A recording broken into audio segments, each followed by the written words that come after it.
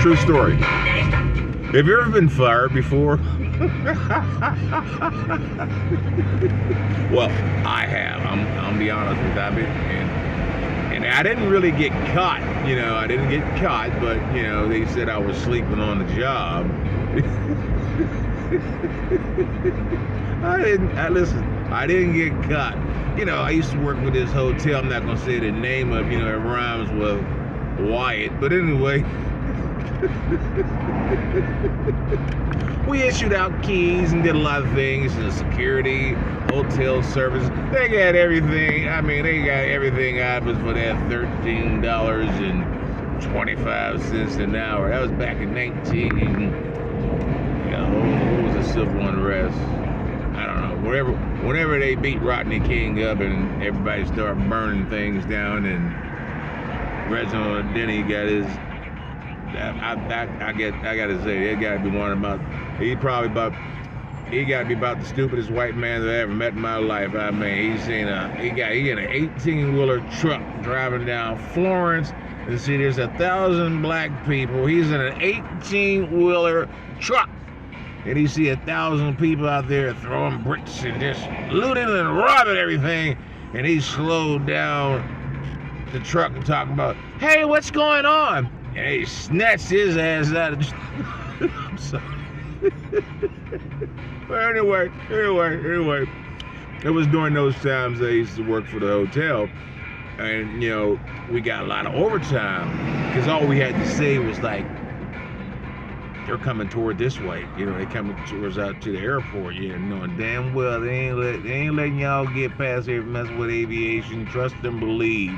But the people inside the building didn't know that. Was like, oh yeah, and it was like, well, told my boss like, well, we need the security. So we just, we waked that overtime, blah blah blah blah blah. Anyway, well, I was working like 24-hour shifts, like 3-4 days in a row. So imagine my paycheck after they took the taxes and everything. But anyway, make a long story short, if that's possible.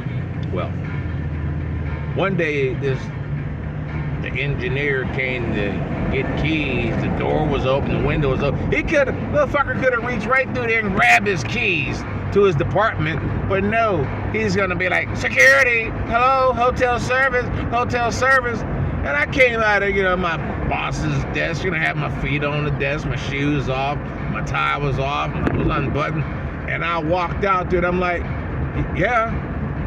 He's like, oh, I was just trying to get the keys. I'm like, you couldn't just reach over there and grab them? Oh, you should have seen the look on his face. He couldn't wait to tell him he was sleeping. But anyway, well, the next day, I had to meet my boss in human resources. And before we went over, he's a brother, we had a pep talk. And he said, Vince, whatever you do, keep it cool.